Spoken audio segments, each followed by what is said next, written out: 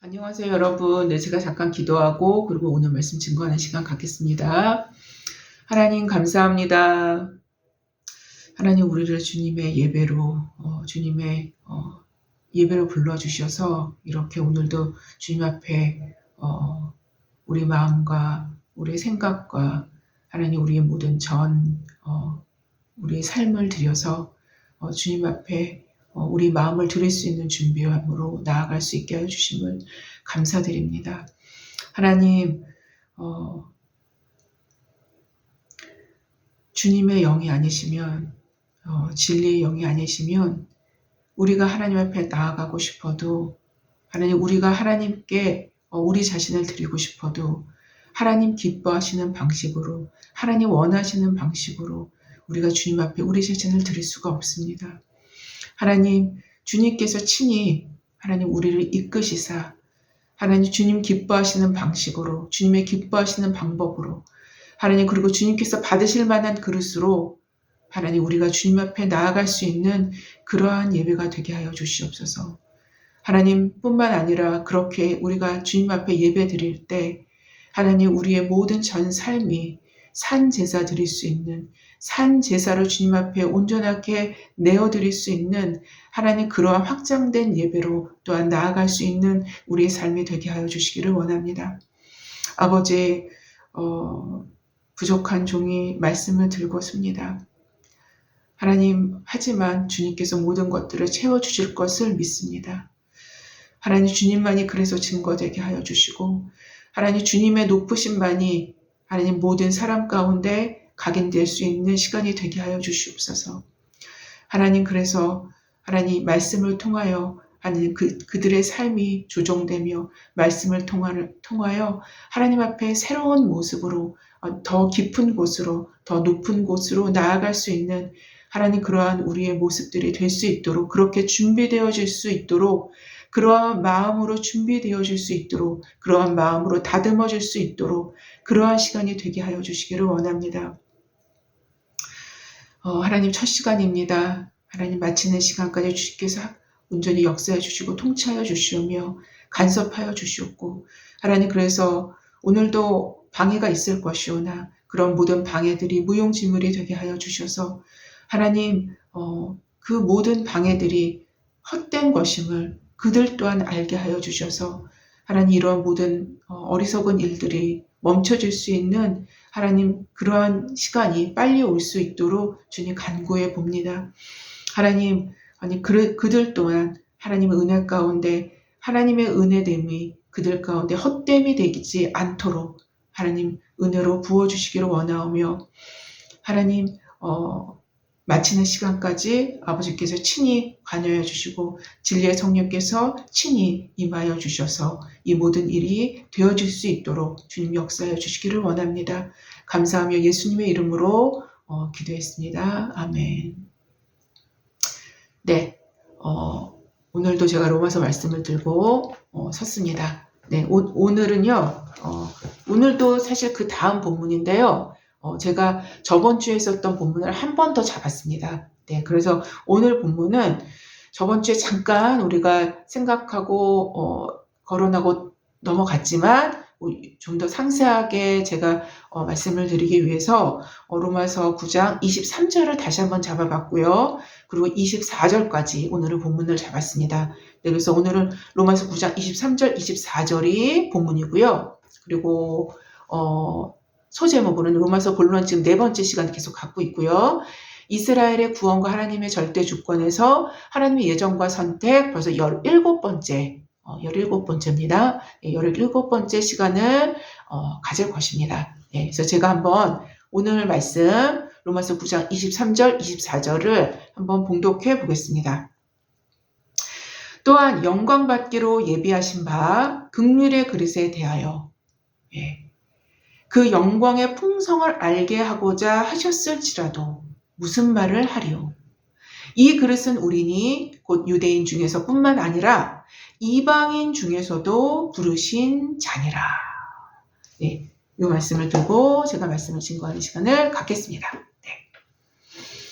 오늘은 오늘 설교도 토기장의 이야기를 다시 시작해서 다시 한번 시작하면서 설교의 문을 열어볼까 합니다. 예. 이사야도 예레미야도 모두 토기장의 비유를 사용했지만 예, 이 토기장의 비유를 통해서 말씀하시고자 하는 바는 서로 조금은 이제 다릅니다. 예. 로마서에서 비유코자 하는 의미와 이제 더욱 가까운 것은 사실상 이사야가 더 가깝다고 할 수 있어요. 네, 예레미야보다는 예, 가깝다고 할 수 있지만 오늘은 성경에 나오는 토기장의 비유 중에서 예레미야서에 나오는 토기장의 이야기를 말씀해 드리면서 설교를 시작해 볼까 합니다. 예. 사실 예레미야 18장에 나오는 이야기는 이 이야기는 하나님께서 친히 선지자에게 말씀을 주시고자 토기를 만드는 토기장의 집으로 내려가라고 명령을 하십니다. 예레미야한테. 예. 네가 토기장의 집에 내려가면 내가 너한테 말씀을 주겠다. 이렇게 말씀을 하시는 거예요. 그래서 예레미야가 하나님 말씀을 받기 위해서 이제 그 명령을 쫓아서 토기장의 집으로 내려갑니다. 이게 이제 정황인 것입니다. 정황. 예. 그래서 토기장의 집에 예레미야가 도착했을 때 이 모든 토기장이가 하는 행위들을 이제 예레미야가 구경을 하고 있을 때 하나님의 말씀이 임하여 이스라엘을 향한 예언의 말씀이 선포되어지게 되는 것입니다. 예레미야 18장 1절부터 6절은 이렇게 기록을 합니다. 여호와께로부터 예레미야에게 임한 말씀에 이르시되 너는 일어나 토기장의 집으로 내려가라.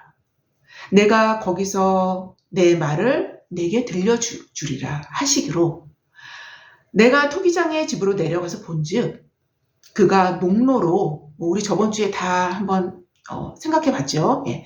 농로로 일을 하는데 진흙으로 만든 그릇이 토기장의 손에서 터짐에 너무 얇은 부분은 터진 것입니다. 예. 토기장의 손에서 터짐에 그가 그것으로 자기의 의견에 좋은 대로 다른 그릇을 만들더라. 이렇게 기록을 합니다.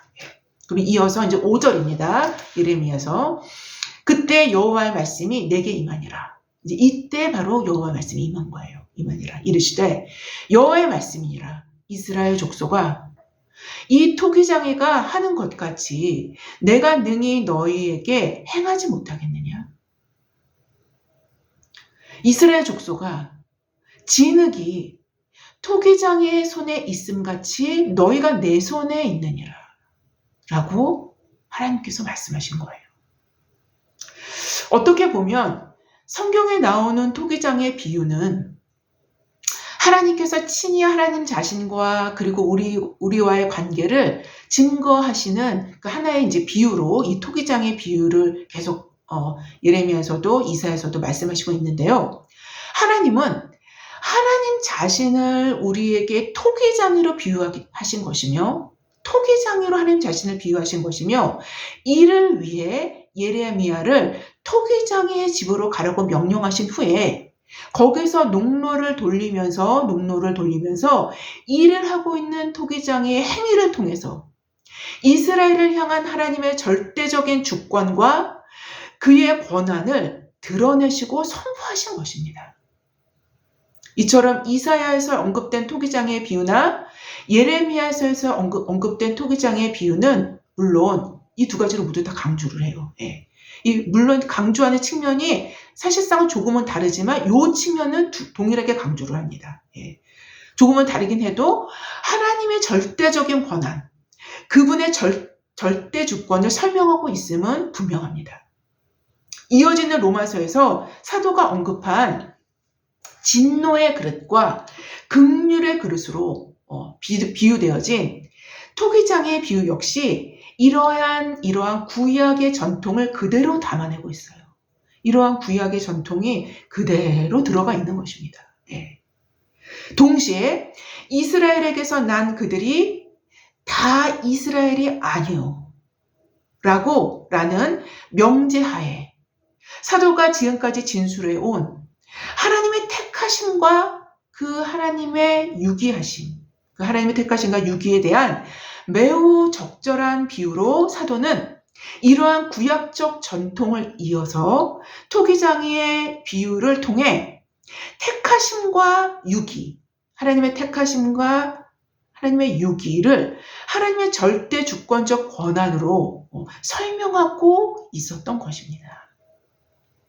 이미 사도는 토기장이가 진흙 한 덩어리로 하나는 귀 있을 그릇을, 하나는 천 있을 그릇을 만들 권한이 없겠느냐 라는 로마서 9장 21절에 언급한 바가 바로 있었던 거예요. 로마서 9장 21절에 이렇게 사도는 언급하죠. 진흙 한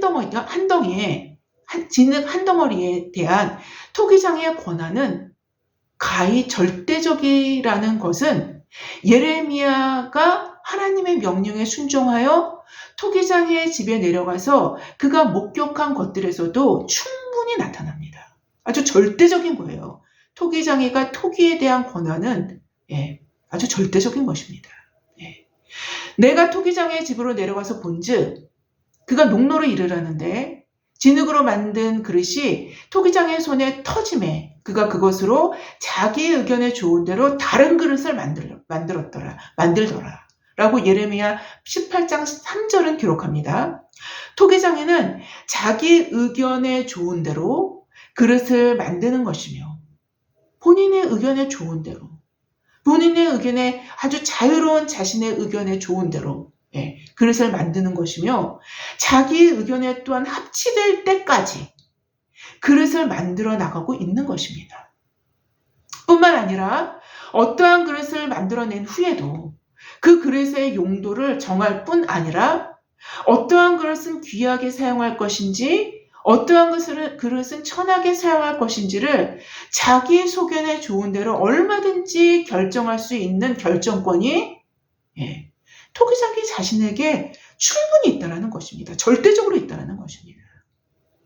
더 나아가 예레미야 19장 10절에서 말씀하신 것과 같이 이렇게 기록을 해요. 예레미야 19장 10절은 너는 함께 가는 자의 목전에서 그 옹기를 깨트리고 그 옹기를 깨트리고 라고 말씀하신 것 같이 하나님께서는 토기장이로서 그릇을 깨트릴 수 있는 권한 또한 절대적으로 갖고 계심을 확인할 수 있습니다.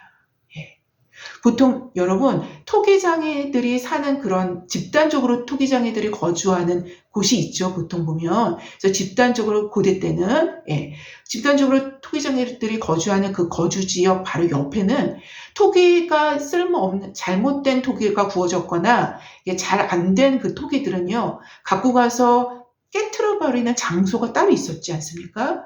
그래서 토기장에는 그 토기의 절대적인 권한을 가지고 자기 소견에 이건 잘못됐다고 생각하는 토기들은 다 가서 갖다가 깨트려 버렸습니다. 그래서 그 내용들을 사실상 예레미야에서는 또 담아내고 있죠. 그것이 바로 예레미야 19장 10절에 나오는 이 부분입니다. 너는 함께 가는 자의 목전에서 그 옹기를 깨트리고 라고 이제 표현을 하고 계신 것입니다. 그래서 여호와께서 이스라엘 족속아 이 토기장이가 하는 것 같이 내가 능히 너에게 행하지 못하겠느냐? 이스라엘 족속아 진흙이 토기장의 손에 있은 것 같이 너희가 내 손에 있느니라 라고 말씀하셨던 것입니다. 이것이 바로 로마서 9장 21절의 내용과 이렇게 사뭇 연결되는 부분이라고 할 수 있을 것입니다. 이어지는 로마서 9장 22절은 21절에서 천이 쓸 그릇으로 표현된 그릇을 진노의 그릇으로 표현하므로 유기의 의미를 더욱 뚜렷하게 보여주고 있었지 않습니까? 특별히 로마서 9장 22절의 말씀은 하나님의 절대 주권의 특성을 그 독특성을 보여주고 있는데요. 바로 하나님의 절대 주권적 권한은 절대자로서 권력을 휘두르는 식의 자기 과신적 모습이 절대로 아님을 확인시켜줍니다. 절대로 아님을 확인을 시켜준다는 것입니다. 또 바로 하나님의 절대 주권적 권한은 하나님의 영원하신 속성에 결코 위배되거나 벗어날 수 없는 예, 의로움과 인자하심의 속성 안에서 그 권한을 행사하신다라는 것을 보여줍니다. 인간의 입장에서는 도덕성, 도덕성이라고 또한 표현할 수도 있을 것입니다. 곧 우리 입장에서의 표현으로는 하나님의 절대 주권은 도덕적 하나님을 결코 그분은 포기하시지 않으신다는 거예요. 그분은 이 영역을 절대로 포기하실 수 없는 절대 주권자이시라는 것입니다. 우리가 전에 거론한 바 있었던 성경의 전제는 아담 이후로 모든 인간은 하나님 앞에서 죽을 수밖에 없는 죄인이라는 것을 우리는 계속적으로 전제해 왔습니다. 인간이 죽을 수밖에 없는 이유는 자신을 창조하신 하나님의 형상대로 지음받은 그 형상을 불순종과 불신앙으로 더럽혔고 부패시켰기 때문인 것입니다. 죄는 바로 이러한 속성을 사실상 본질적으로 갖고 있는 거예요. 하나님의 형상을 더럽히고 부패시키는 것이 바로 죄의 근본적인 속성입니다. 그러나 또 이것에 대한 하나님의 반응은 그분 자신으로부터 나오는 영원하신 속성인 의로움으로 인하여 하나님은 인간의 죄에 대해 진노하시며 분노하신 하나님이심을 성경은 우리에게 가르치십니다. 이것이 하나님의 속성인 거예요. 또 굉장히 두드러지는 독특한 하나님의 그 내재적인 속성인 것입니다. 만약 죄에 대하여 진노하시는 하나님이 아니시라면, 만약 악에 대하여 진노하시는 분노하시는 하나님이 아니시라면 예수 그리스도를 그토록 잔인하게 십자가의 형틀에서 우리의 죄를 대신하여 버림받고 고난받아 죽음에 던져지게 했을 수는 결단코 없었기 때문인 거예요. 이러한 예수 그리스도의 십자가는 바로 이러한 우리의 현실을 반증하는 것입니다. 그리스도의 십자가는 하나님께서 얼마나 죄를, 악을 너무나도 깊이 혐오하시는지, 그리고 미워하시는지를 우리에게 분명하게 확인시켜준 역사적 사건이라는 것입니다. 십자가는.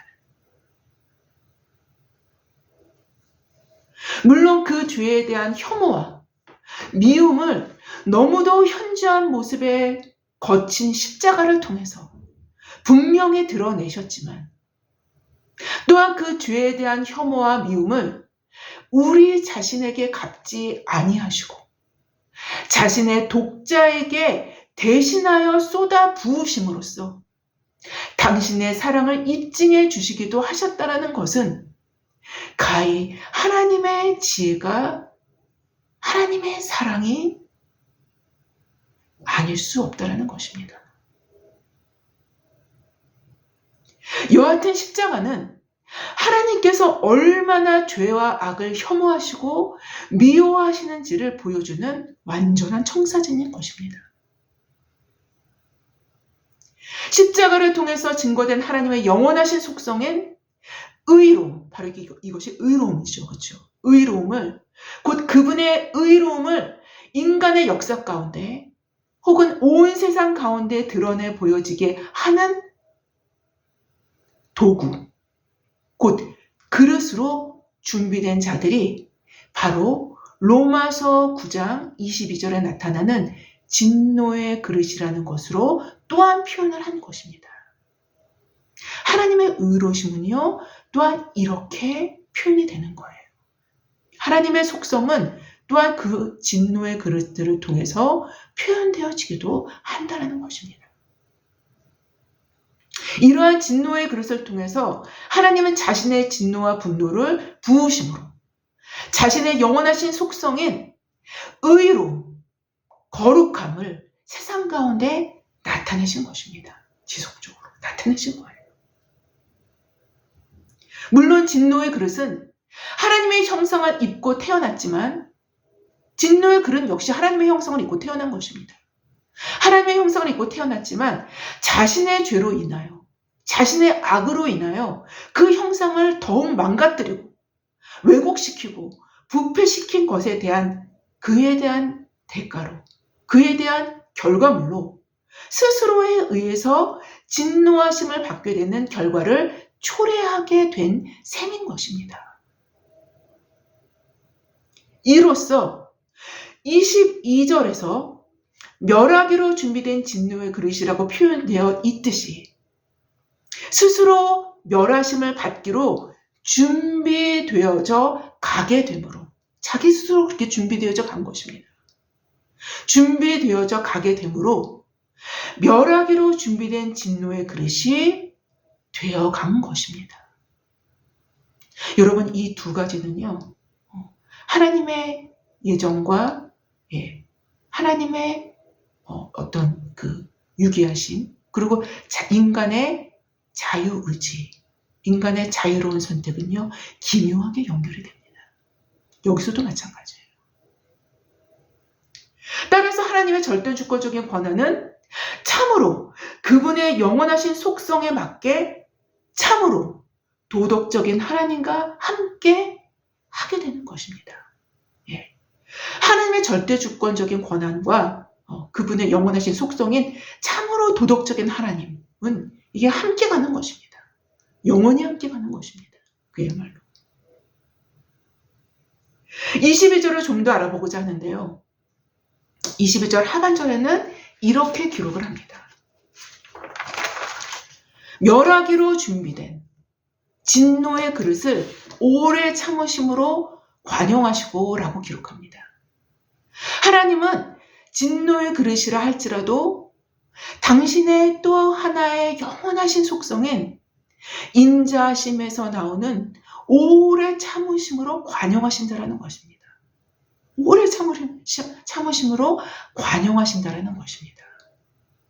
당장에 죽여 없애실 수도 있음에도 또 그것이 불의하거나 옳지 않은 것임이 아님에도 불구하고 하나님께서 당장 죽여서 없애버리신다 하실지라도 그게 불의한 것이거나 그게 옳지 않은 것이 아닌 거잖아요. 그렇죠?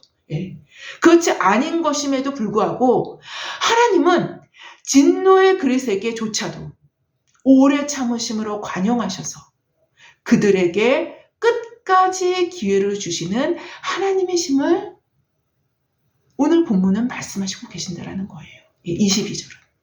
오늘 본문 바로 직전이죠. 그래서 연결해서 제가 지금 설명하기 때문에 이것 또한 설명을 하는 것입니다.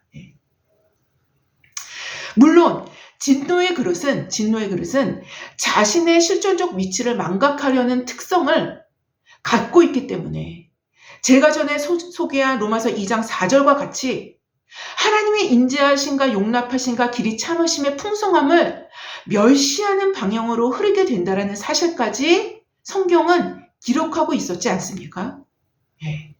이에 대해 전도서 기자는 이렇게 기록한 바가 있어요. 악한 일에 관한 징벌이 속히 실행되지 아니하므로 인생들이 악을 행하는 데 마음이 담대하도다. 전도서 8장 11절 말씀입니다. 악을 행하는 데 마음이 담대해질수록 진정한 회개는 급속도로 어려워지며 하나님의 인자하심이 너를 인도하여 회개하게 하시려는 하나님의 의도에 대해서도, 참된 의도에 대해서도 점점 더 무뎌지게 되는 기묘한 마음의 역전의 현상이 일어나기 마련이기 때문인 거예요. 여하튼 하나님은 진노의 그릇에 대해서도 오래 참으심으로 관용하시지만 진노의 그릇은 자신이 진노의 그릇됨을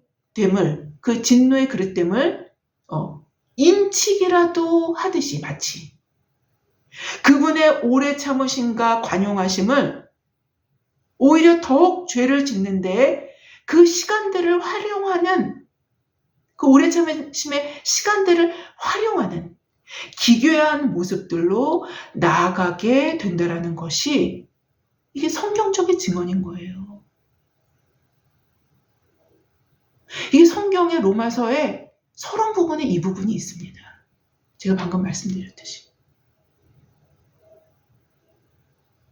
이게 성경적 증언입니다. 바로 이러한 하나님의 속성들, 곧 인간의 양식법, 자연법이죠. 양식법과 도덕법의 근원이 되시는 분이 바로 하나님 아니지 않습니까? 하나님이십니다. 예. 도덕법의 근원이 되시는 하나님의 영원하신 의로움과 인자하심이 하나님의 절대주권적 권한들에서도 면면이 흐르고 있기 때문에 찰스 핫지는 이렇게 기록을 했었던 것입니다. 여기에서 주장되는 주권에서 고려되고 있는 것은 창조주로서의 하나님이 아니라 도덕적 통치자로서의 하나님이시다. 이러한 찰스 핫지의 글에 대해 존 스토트는 이렇게 덧붙이는데요. 어디에서도 하나님이 그들을 처벌하기 위해 죄인된 인간을 창조할 권리가 있다고 주장되지 않으며, 그들을 처벌하기 위해서 죄인된 인간을 하나님이 창조한 건 아니에요. 하나님이 그들을 처벌하시기 위해서 죄인된 인간을 만드는 것이 아닙니다. 네. 그걸 얘기하는 거예요. 그들을 처벌하기 위해 죄인된 인간을 창조할 권리가 있다라고 주장되지 않으며, 성경 어디에서도 이렇게 주장하지 않습니다. 않으며 오히려 하나님이 죄인인 인간들을 그분이 기뻐하시는 대로 다루실, 그들을 용서하시건, 그들을 용서하시건 그들을 처벌하시건 그렇게 다루실 권리가 있다라고 시사되어 있다. 성경은 이렇게 시사되어 있다라고 기록하고 있습니다. 로이더 존스는. 자, 그렇다면 여러분 이해하셨죠? 그렇죠? 죄인인 인간들을 그분이 기뻐하시는 대로 다루실 권리가 있다는 거예요. 그들을 긍휼을 베푸시던 그들을 처벌하시던 거기에 대한 자유로운 권한이 있다는 것입니다. 자, 그렇다면 우리는 이어지는 본문인 로마서 9장 23절에 나타나는 긍휼의 그릇에 대하여 알아보고자 합니다. 스스로 멸하기로 준비되어져 가는 진노의 그릇과 대비되어지는 긍휼의 그릇 역시 하나님 앞에서는 역시 죄인이라는 베이스로 출발합니다. 역시 죄인인 거예요. 역시 죄인인 베이스로 출발합니다. 긍휼의 그릇 역시. 그래서 훌륭한 그릇도 아니요. 그래서 우리 로마서에서 지금 말씀하시는 이 그릇을 나타낼 때, 표현해낼 때, 지금 우리가 계속 긍휼의 그릇이라고 표현을 했죠. 그렇죠? 긍휼의 그릇. 그래서 훌륭한 그릇도 아니요. 아름다운 그릇도 아니요. 긍휼의 그릇인 이유가 바로 여기에 있는 것입니다. 긍휼의 그릇인 이유가. 본문 23절은 이렇게 기록합니다. 또한 영광받기로 예비하신 바 긍휼의 그릇에 대하여 그 영광의 풍성함을 알게 하고자 하셨을지라도 무슨 말 하래요? 라고 사도는 말합니다. 기록합니다. 긍휼의 그릇은 곧 긍휼의 도구입니다. 긍휼의 도구입니다. 다시 말씀드린다면 하나님의 영원하신 속성인 당신의 사랑과 긍휼을 드러낼 수 있는 인스트루먼트, 도구로 사용되는 그릇들인 거예요. 도구로 사용되는 그릇들인 것입니다. 마치 진노의 그릇이 하나님의 영원하신 속성인 당신의 의로움과 공의를 드러낼 수 있는 도구들로 사용되듯이 말입니다. 모두 다 멸망을 받을 피조물들이지만 당신의 형상을 썩고 부패한 모습으로 문드러뜨려 버린 죄인들이지만 하나님은 자신의 긍휼과 사랑을 표출할 수 있는 대상으로 당신의 뜻 안에서 그 긍휼의 그릇들을 선택하신다라는 것입니다. 그들을 선택하신다라는 거예요. 그들이 바로 긍휼의 그릇인 것입니다. 로마서에서 표현하신 바로 그 긍휼의 그릇이 이러한 의미를 담고 있는 것입니다. 하나님의 긍휼의 깊이는 오늘 로마서 9장 23절 본문에 어느 정도 드러나 있는데요. 어느 정도는 드러나 있는데요. 바로 영광 받기로 예비하신 바 긍휼의 그릇이라고 표현하고 있는 것에서 확인케 됩니다. 이것이 긍휼인 이유는 하나님께서 불쌍히 여기시는 마음은 그로 하여금 현실적으로 우리를 도울 수 있는 긍휼의 방책을 이미 사전에 예비하셨다라는 것에서도 포착할 수 있게 합니다. 예. 또한 그의 긍휼의 깊이는 당신의 영광 안에 참여케 하시는, 그래서 그들도 영광을 받게 하시는데 이르는 놀라운 복을 확인할 수 있게도 한다는 것입니다. 사실 이 로마서 9장 23절에 영광 받기로 예비하신 바 긍휼의 그릇은 정확히 로마서 8장 17절 18절에 그 중요한 말씀과도 정확하게 일치를 합니다. 자녀이면 상속자, 곧 하나님의 상속자요, 그리스도와 함께한 상속자니 우리가 그와 함께 영광을 받기 위하여, 고난도 함께 받아야 할 것이니라. 생각하건대 현재의 고난은 장차 우리에게 나타날 영광과 좋게 비교할 수 없도다. 예, 우리 지금 개역 한글은 개역 개정은 그냥 비교할 수 없도다 이렇게 나오죠. 예, 우리에게 나타날 영광과 비교할 수 없도다 라고 기록하죠. 이것이 바로 영광 받기로 예비하신 바 긍휼의 그릇인 것입니다. 예, 영광 받기로 예비하신 바는 하나님께서 영광을 받으시는 것이 아니라 그 하나님의 영광에 우리가 참여할 수 있는, 우리가 영광을 받는 것입니다. 예. 우리가 영광 받기로 예비하신 바 긍휼의 그릇들의 현실적인 포지션이 되어지는 것입니다. 뭐가요? 로마서 8장 17절 18절 말씀이. 예. 다시 한번 읽어볼까요? 자녀이면 상속자, 곧 하나님의 상속자요, 그리스도와 함께한 상속자니 우리가 그와 함께 영광을 받기 위하여 고난도 함께 받아야 할 것이니라. 생각하건대 현재의 고난은 장차 우리에게 나타날 영광, 우리가 누리는 그 영광과 비교할 수조차 없다는 것입니다. 이것이 우리의 포지션인 것입니다. 긍휼의 그릇에. 그래서 이것이 영광 받기로 예비하신 바 긍휼의 그릇들의 현실적인 모습이 되어지는 것입니다. 이 포지션은 반드시 그리스도와 함께하는 데에서 발생할 수 있는 것이기에, 반드시 그리스도와 함께하는 데에서 발생할 수 있는 거예요. 발생할 수 있는 포지션이기 때문에 그리스도와 함께 고난을 받은 후에, 그 후에 그리스도와 함께 영광을 받는, 그리스도와 함께한 상속자가 되어지는 바로 그러한 포지션이라는 것입니다.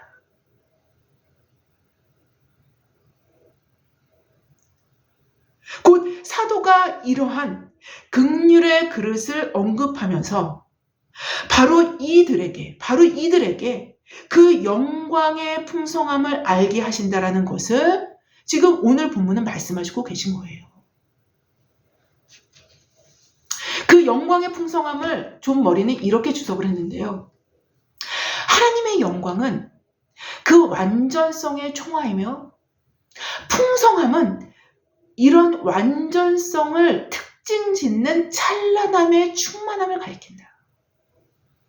라고 아주 요약해서 표현을 하고 있습니다. 설명을 하고 있어요. 굉장히 잘된 표현입니다. 예, 이 존 머리가 표현한 것. 예, 다시 한번 읽어보겠습니다. 하나님의 영광은 그 완전성의 총화이며 풍성함은 이런 완전성을 특징 짓는 찬란함과 충만함을 가리킨다. 이것이 그 영광의 풍성함입니다. 바로 이러한 그 영광의 풍성함을 긍휼의 그릇에게 알게 하시며 그것을 맛보아 알게 하신다라는 것입니다. 맛보아서 조금씩 알게 하신다라는 거예요. 사실 사도 바울은 바로 이 그릇에 그 영광의 풍성함을 담아내게 하신다라는 것을 고린도 후서 4장 6절부터 7절에 기록하고 있기도 합니다. 이것도 굉장한 연결이 됩니다. 읽어보겠습니다. 어두운 데에 빛이 비치라 말씀하셨던 그 하나님께서 예수 그리스도의 얼굴에 있는 하나님의 영광을 아는 빛, 하나님의 영광을 아는 빛을 우리 마음에 비추셨느니라. 우리 마음에 비추셨느니라. 7절입니다.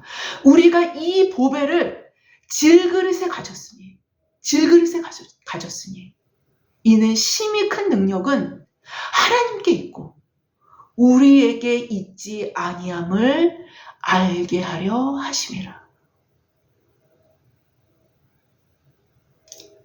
고린도후서 4장 17절에서는 로마서 8장 17절과 거의 흡사한 의미를 전달하는 내용을 기록하고 있는데요.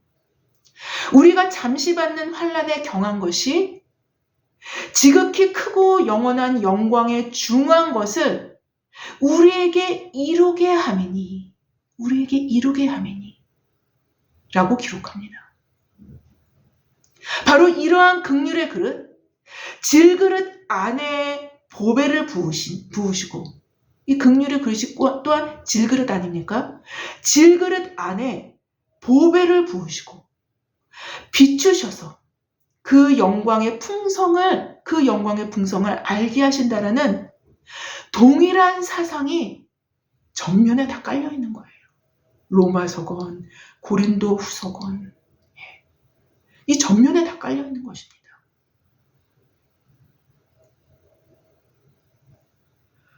이 동일한 사상이 이 저변에, 이 전면에 다 깔려 있게 되면 우리는 보게 됩니다. 결국 사도는 이렇게 말씀하시고 계신 것입니다. 토기장이신 하나님께서 죄덩어리인 진흙덩어리로 자신의 영원하신 속성인 의로움과 거룩함으로 죄인을 처벌하심으로 자신의 의로운 속성을 세상에 나타내신들 우리가 무슨 말을 할 수 있겠느냐?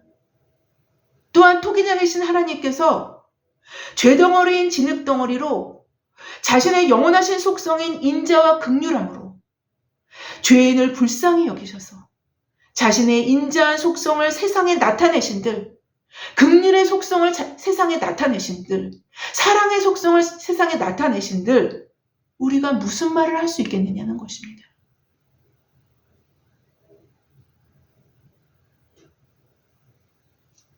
이것이 로마서 9장에서 진노의 그릇과 긍휼의 그릇을 통해서 사도가 말씀하시고 계신 분명한 요지인 거예요. 분명한 요지.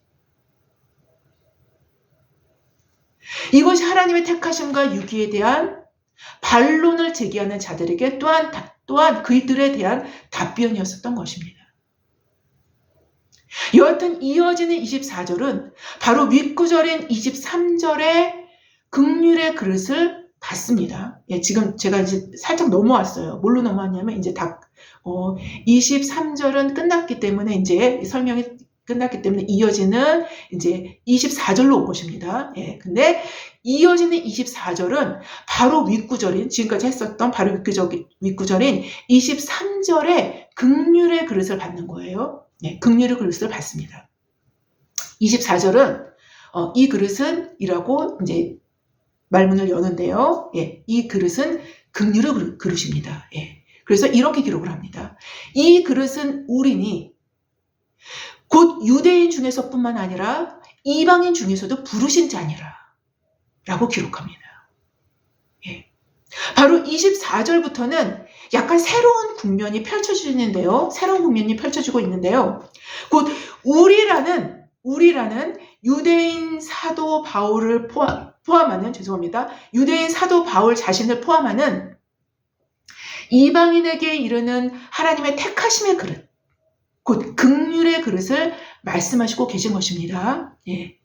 다시 말씀드린다면 이스라엘에게서 난 그들이 다 이스라엘이 아니오 라는 명제는 이스라엘에게서 나지 않은 자들도 이스라엘일 수 있다라는 확장된 명제로 발전하고 있는 것을 우리가 보게 되는 거죠.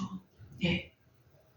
곧 하나님의 긍휼의 그릇은 모든 이스라엘을 말씀하시는 것도 아니요, 모든 이방인을 말씀하시는 것도 아니며 오직 이스라엘에게서 난 자든 그렇지 않은 이방인이든 영원하신 하나님의 뜻 안에서 택하심을 받은 자들로 구성되어질 것이라는 것입니다. 이것이 바로 긍휼의 그릇이라는 것입니다. 예.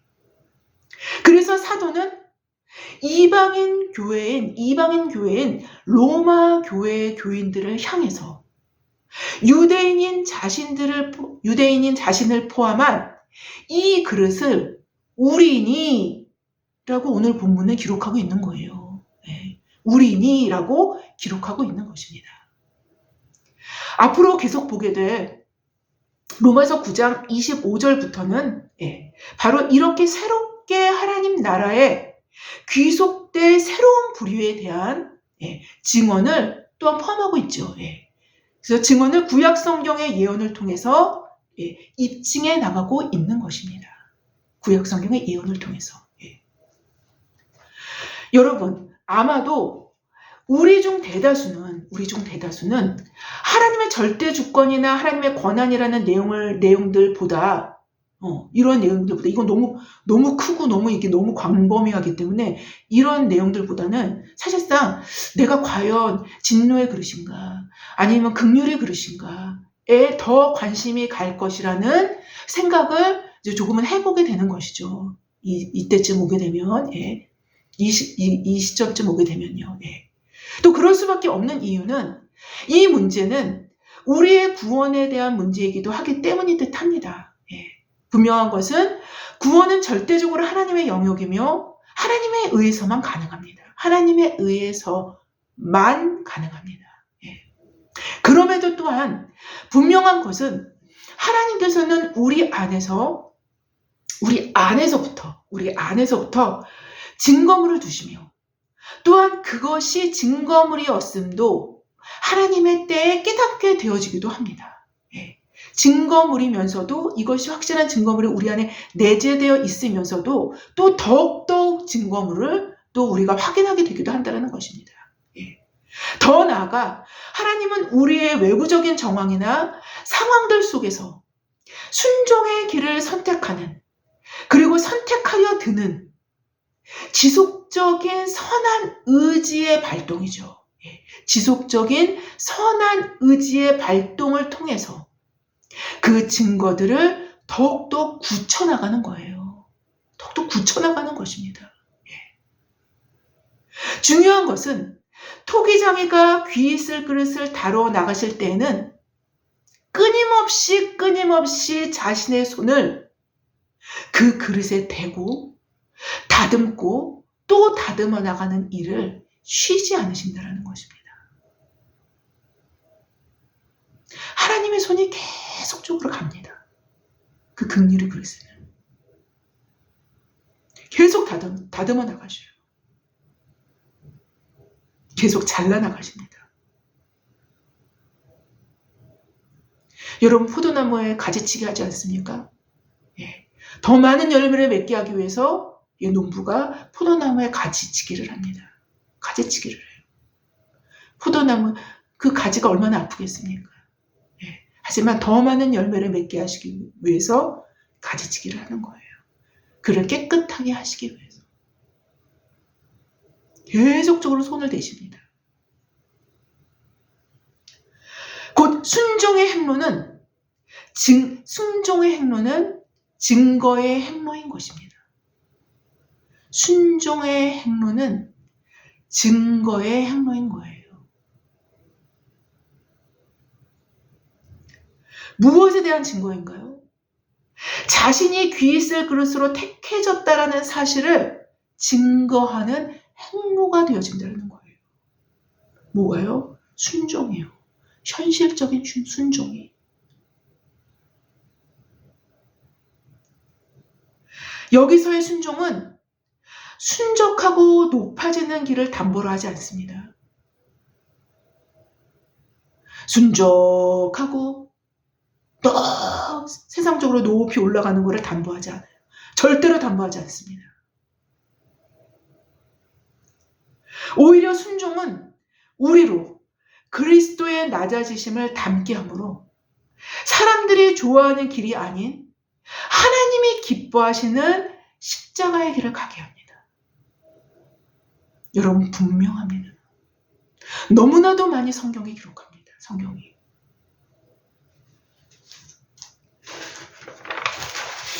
아들의 형상은 정확히 십자가의 길에서 닮아가게 되기 마련이기 때문인 거예요.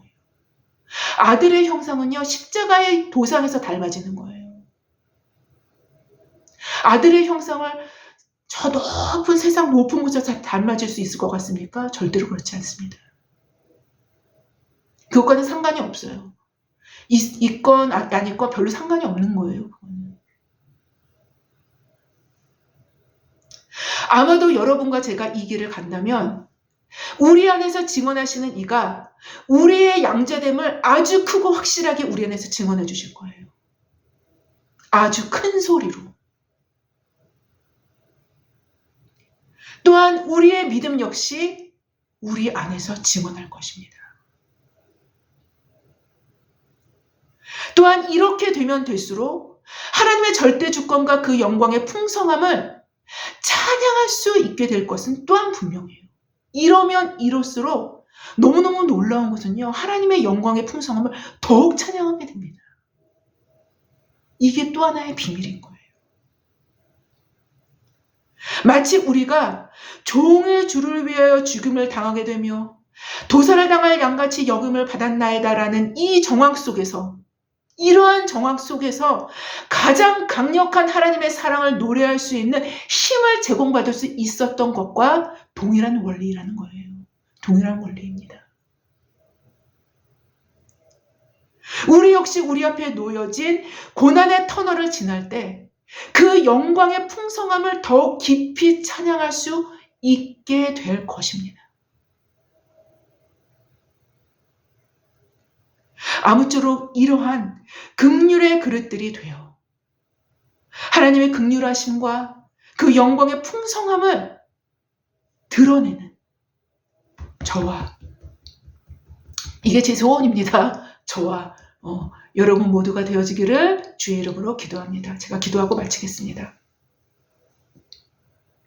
하나님 감사합니다.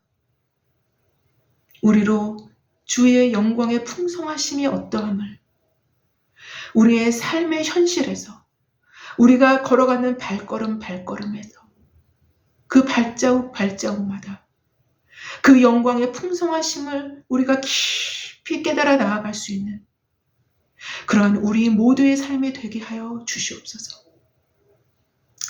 하나님, 그래서 긍휼의 그릇으로서 살아갈 때 이 그릇 안에서 풍겨 나오는 놀라운 그리스도의 그 향기가 모든 사람에게 흘러넘쳐 향기로운 냄새로 전파되어 줄 수 있는, 그리고 하나님의 보좌까지 그 향내가 올라갈 수 있는 그러한 우리의 삶이 되게 하여 주시옵소서.